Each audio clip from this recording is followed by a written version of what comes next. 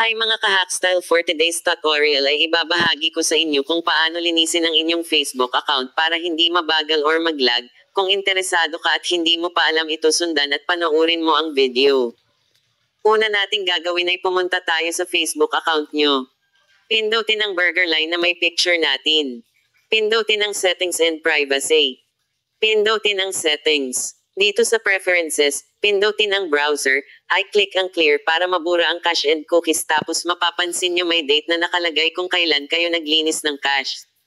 Ganun lang po kadali, kaya gawin nyo na, share nyo rin sa iba para malaman nila. Kung nagustuhan mo ang videong ito, pa-follow naman or subscribe kung sa YouTube mo ito napanood. Thank you. God bless. Disclaimer, for educational purpose only.